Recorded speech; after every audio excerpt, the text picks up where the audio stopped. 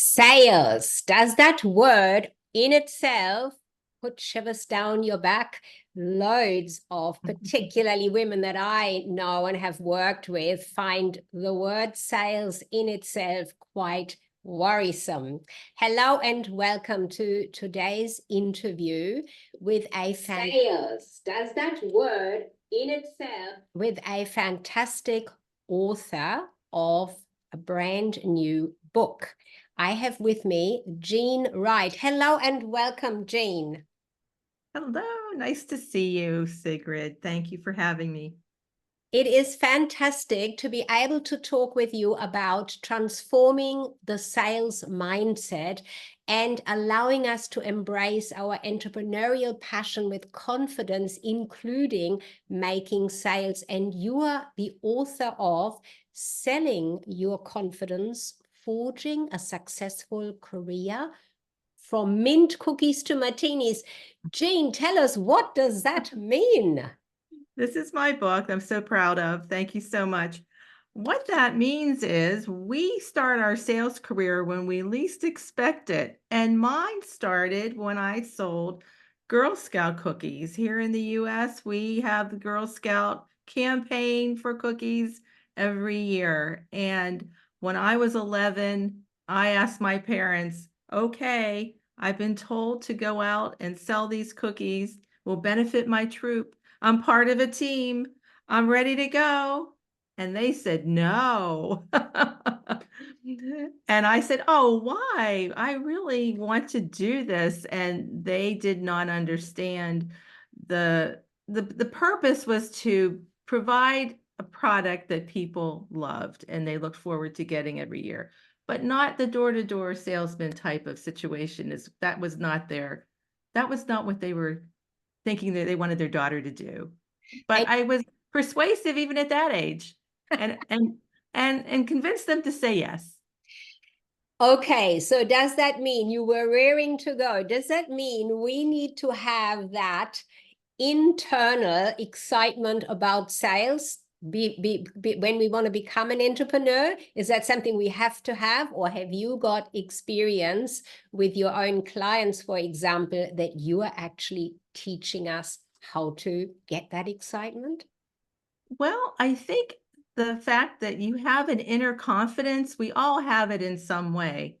And it doesn't mean that you're a natural salesperson. It just may mean you're more confident and you want to use your confidence to ask people to do something. And when I see girls at that age selling those cookies, they're so excited. They're wanting to they have no inhibitions to ask people to buy this product they know that they would love. And then something happens to us years after that, and we get those experiences in our culture with salespeople, people that may intimidate us or make us feel like they're forcing us into doing something against our will, parting with our money and feeling bad about it. And so those years of baggage affect how we perceive the actual art of sales, so to speak. And it's become a little bit more of a negative image for us. It certainly has. I think, like I started off, it is often us women who feel that sales is almost, if I call it that, a dirty word, and yet I love how you've described yourself as, the ultimate sales professional with this knack for turning transactions into a thrilling adventure. And when you're talking about your background there from Girl Scouts and others at that age, especially us women, having the enthusiasm and that authenticity to be who we are and just excitedly wanting to put a product or a service out there, it is so easily lost. So do you have, and I'm sure you described that in your book, tips on how we can overcome that? Is that something you work with women on, to overcome that lack of? Yes, I do. I speak to women every day who perhaps are already starting their business or have a business that they're passionate about, and they're pretty successful, but they come to me saying, but I feel bad about asking for the money. I feel bad that maybe my product isn't good enough, or I'm not, who am I? I'm no expert at this. Why would they want to buy from me? It's just quite interesting because there's something that seems to be holding people back. I think anybody in sales has had those feelings.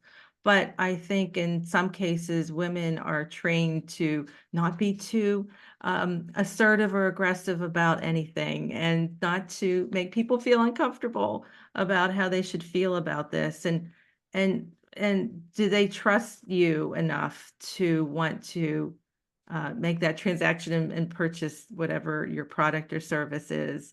So I think there are some reasons why people will buy from a confident salesperson.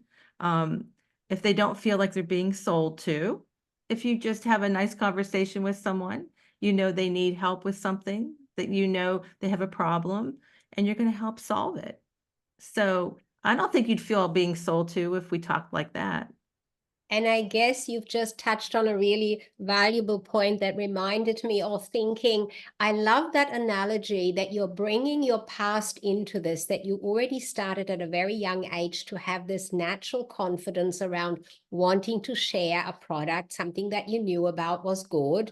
And bringing that into the sales for today for women, or I guess you work with men as well, Jean. It's not just women. Is it a mixed or I'm really finding that it's the women that are the ones that will speak up and say they feel this way. yeah, Men may not be saying it unless they're really brand new to the whole world of sales and perhaps want to admit that. But I'm finding, we have to find our ideal customer. of course. And that is my ideal customer. I feel like we can relate very well. I So totally agree with you. And I think like you mentioned earlier, as women, we come through those years and we kind of somehow become stifled in sharing what we want to sell. So I'm taking away from that first conversation so far. You've shared with us that this excitement is something we do actually have inside, and it is something we can bring out at any age. Would you agree with that? I would say that is true. I had a group of women in a roundtable discussion, and we talked about that very thing, about the excitement about things. And what we did was take something from their purse or something they had with them and start talking about it to the person next to them about how much they loved it and why they think that person should have it. And I think we do that with our friends or our relatives or people that we want them to have something we have, because we feel it would also benefit them. And here are all the features of this product. And guess what? The benefits are you're going to look prettier. You're going to sleep better at night. You're going to lose a few pounds and fit into your outfit. We tell people things like that in our regular everyday conversations. And we have to understand we're emotional. Yeah. Women are emotional, and that definitely is um, a positive attribute that salespeople need to have, Mm, that mm. passion. So, and the emotion. I guess on your journey through your own career, climbing the ladder to management level positions, through your own dedication. So you've got that drive at the back of it. And of course, exceptional customer service. You really have developed this sales career and climbed that ladder. So you've got personal experience and expertise you're bringing to the subject, culminating into the creation, the authoring of your book. Jean, is the book a tool? Could I call it a tool for somebody to read and then perhaps come and approach you and say, hey, Jean, I need a bit more information, a bit more coaching on the subject? Is that how you have created that book? I decided I'd like to tell a story. Right. And the story, of course, begins with where does the sales bug come from? And then I decided I had so many great experiences in various ways, and in various sales positions, and I didn't realize how I was dealing with all of it in different ways. And I thought these would probably be good stories to tell. And women who feel like they're kind of alone out there, because honestly, being in sales is a lonely world. You're told by your boss, go out there and do it. Go. And you're out there on your own, self-motivating yourself. So I talk about all those things. How did I motivate myself to do the walking in the door, to asking people to have a meeting, to sit there and do a presentation and come back with something that's signed? But it's all about how you handle it and how maybe I can help other women feel better about it. And I provide some tips along the way. And I also try to make it a little bit light too. There's some fun moments in anyone's life, and especially when you're, just kind of climbing the ladder and getting a feel for what it's like out there. And I think from the women that have told me they could relate to the book, and does help them, That's, especially if they're yeah. starting out or they don't know how they feel is how everybody feels. So that's what I wanted to bring to it. And I was really surprised at how much I could really remember when I sat down and really thought about the plan for the book and how I wanted to go. Just, it's kind of like a memoir in a way, but also has teaching moments in there. Excellent, excellent. Yes, I mean, storytelling, we do relate to stories much more on an emotional level. And as you said earlier, we are very emotional, generally emotionally beings as humans, but in particular as women, of course. Now, I'm curious in regards to sales, do you see a difference from your background, your career yourself, and what you're doing into the having gone into the entrepreneurship yourself? Is there a difference between having a sales career, so being a salesperson somewhere employed, engaged, to being in your own business as an entrepreneur needing to make sales? Is that a difference there? Can we balance that? I would say there is a difference because an entrepreneur usually has to wear many hats.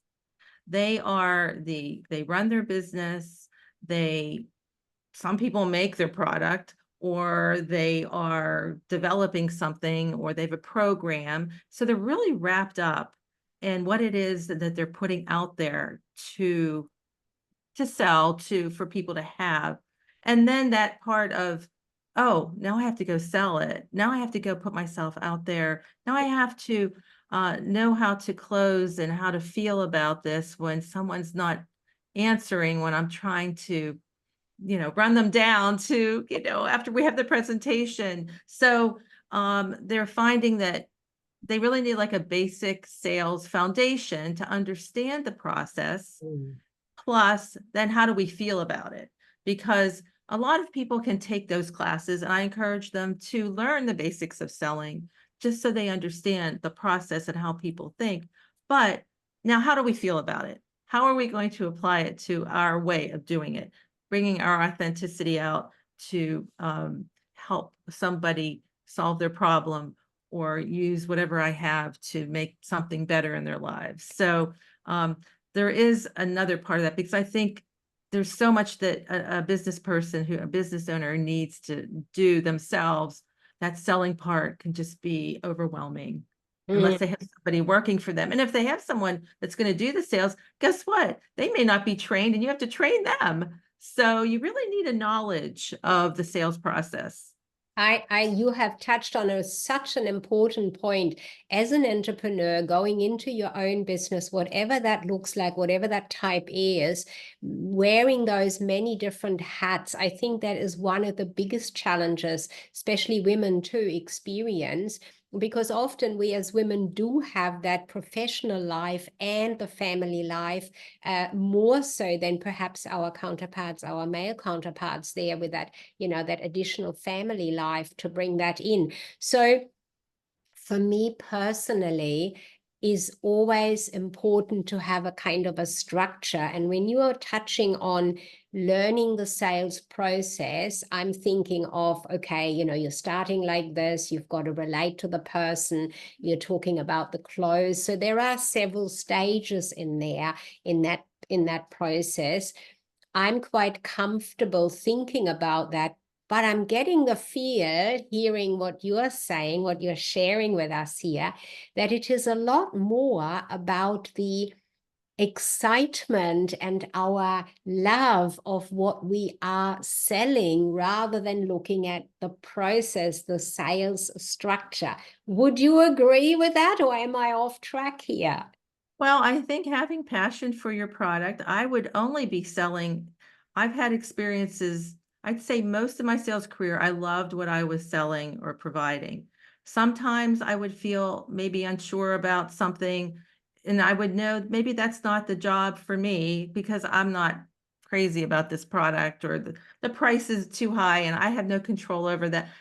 Sometimes that happens, but you have to know that you can feel confident about the product so that it comes across that you believe in it. They're going to trust in you, and you're going to build this relationship with people. And that's the other most important thing is don't make it as transactional. Make it more of you've built a relationship with somebody. They've gotten to know you before you even ask them to work with you or purchase whatever it is that you have to offer.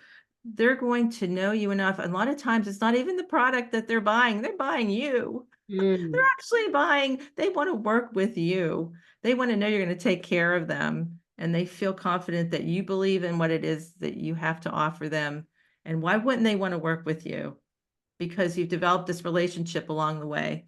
They like you. So a question that I have come across just in generally speaking about making sales with women in my work is that everything went well in the conversation and the sales conversation, and then they didn't go ahead.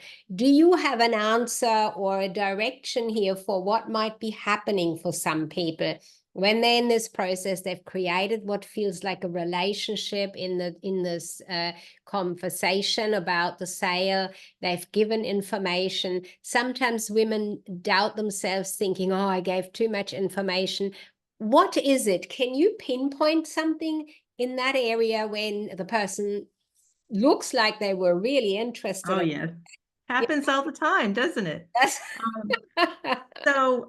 First of all, okay, so you're in the situation where the person, you've been talking to them for a while, you feel like you've really connected, and they're just not going for it. They're just not seem like they're going to take the next step and work with you.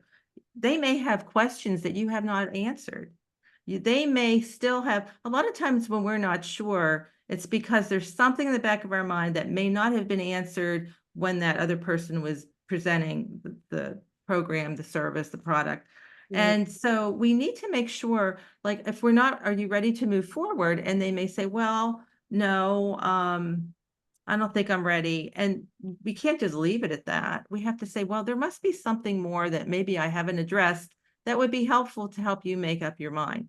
Or they may say, well, I have to ask my best friend or my partner, and they're not there with them. So unfortunately, that's not good, but you could either ask them to come back, but you don't want to lose out if they're going home and talking or going back to the office and talking to that person. What is it that person will want to know that maybe we talked about today, or you need more clarification on, so that we can make sure they have the answers to the questions they're going to have. So I would also ask that. And then if you really feel like you have gone through everything, you have built that relationship, they still can't say that they're going to work with you, you don't know what more you can do. There are people in this world who have a problem saying no. They feel bad. They don't want to hurt your feelings. They may not feel like it's not the right time for them to buy, and they really don't want to make you feel bad by saying no. So they'll say, I'm not sure. I'm not, maybe another time, and sometimes to make them feel better about the whole situation when you're sitting down is at the beginning, say, what we talk about today may not be a perfect fit for you. And if it isn't, it's okay to say no. And it kind of puts them a little bit at ease so that they don't feel pressured at the end. And 9 times out of 10, they're going to say yes, but they're going to be feeling better about like, okay, she's not going to be a hard sell. It's going to be okay if I'm just not ready yet. But hopefully there will be a better outcome, but it can happen where they just don't feel, they feel bad about saying no, and you have to little make them feel like they're not going to hurt your feelings. But there are times when you see things advertised and you're not ready to buy it at that moment, but you certainly are going to buy it when you're ready. And there may be someone that person even knows that they can refer you to. I'm not really ready to buy this, but I know someone who is. So there's always an option for a referral, someone else who would like the product. So it's not a total loss. Well, that's really interesting what you've just shared, Jane, because it brings to mind straight away for me, of course, that you really need to ask questions. So you Yes, yourself, as the person selling, you've got to be prepared to openly and friendly and quietly ask a lot of questions. Now, you don't want to be seeming nosy, but you need to know what is going on so that you can that's address. right. Yeah, You I have to get be a that. good listener, a good Yeah, listener. It's really all about them. It's yes, not as much about you. You're going to provide the information they need. However, you're never going to know what they need if you don't ask enough questions. that's right. And then there are, of course, sometimes signs as well that they may say certain things where you really need to dig a bit deeper. What I wanted to check in now is what's a sort of an average time frame for a sales conversation? Is that even something that you could say, or do we need to do that completely individually? Oh, I think it also depends on what exactly it is that you are providing. If there's something that, if there's a big investment someone needs to make and they may need a lot more presentation time with you, you may need a few meetings. You can't always sell somebody right away. They may need a couple more meetings to really get everything it is that they need to know about the investment they're making. That could happen. I would say, you want to build the relationship with somebody first for a little while before you go in and actually ask them. I always say ask them to work with you or ask them to buy whatever it is you want to sell. So I would say it varies. The sales process varies, but if you let someone walk out of the room before you've made a mutual agreement to reconnect, to continue the conversation, then you may lose the sale. So if you continue the conversation for a few more meetings, you have to continually be sure that you have mutually agreed to reconnect at a certain day on a certain time, so that when you get back to them, they're expecting your call. So, so that could be a longer sales process. Right. Yeah. We'd like to do it more quickly, but you want to build that relationship with the person. They get to know you first before you go in for that. Yes. That is true.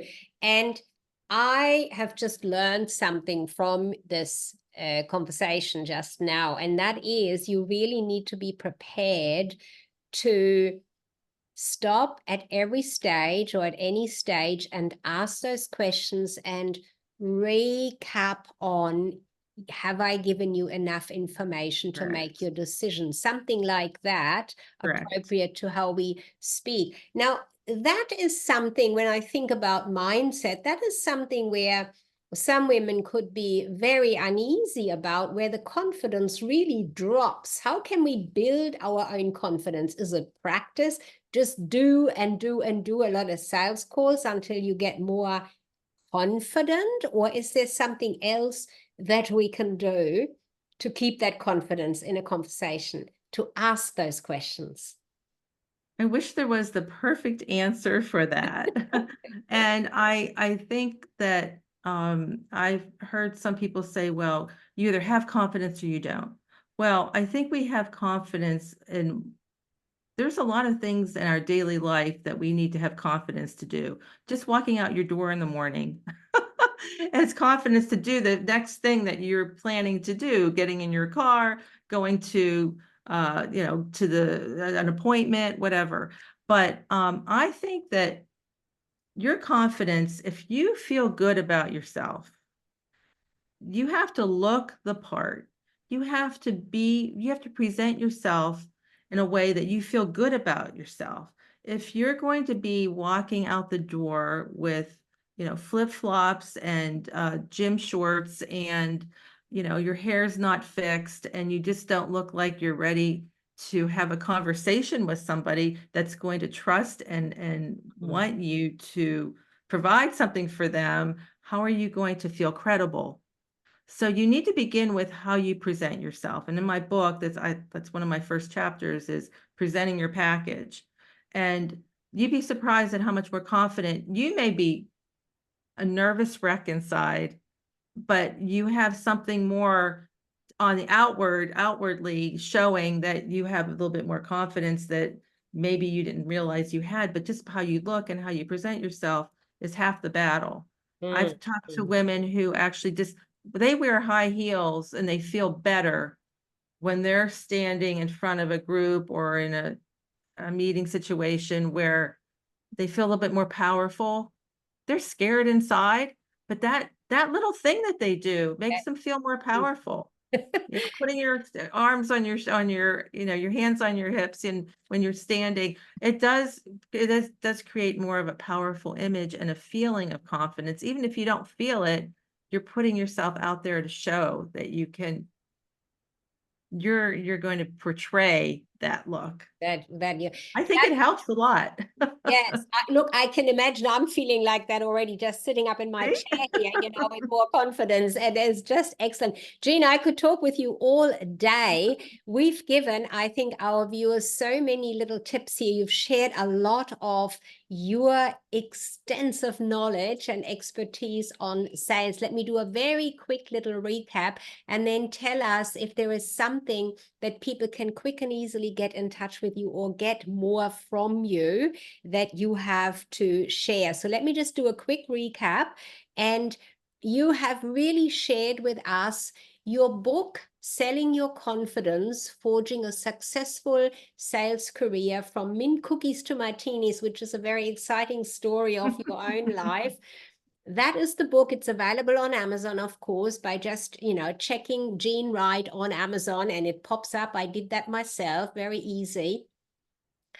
And you are describing that there are steps in the sales process that we follow. The biggest one is to create this relationship with the other person, feeling confident ourselves. And we can do that by how we present ourselves, especially as women, to uplift our own confidence, asking and asking questions to make sure the other person really has all the answers. And if they don't, well, maybe we need to let them go at that time, but make sure we connect with them again at another time to really finalize their engagement with us.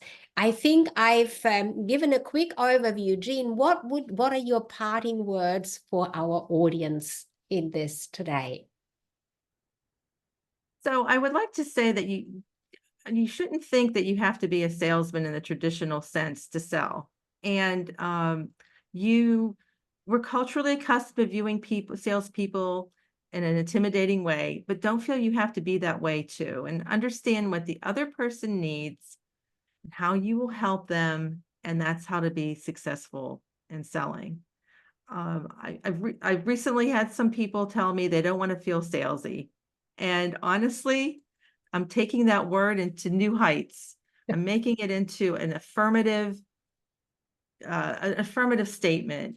To be salesy is selling authentically like everyone sees you. Fantastic. I love it.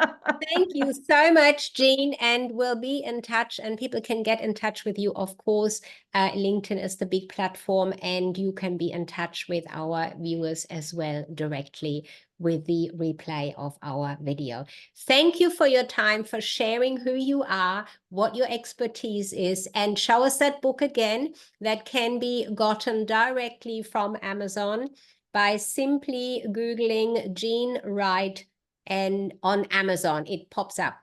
Yes, and on sellingyourconfidence.com, which is my website, there's also a link to the book and some information about me and coaching and Excellent. that sort of That's thing. fantastic. Thank you so much.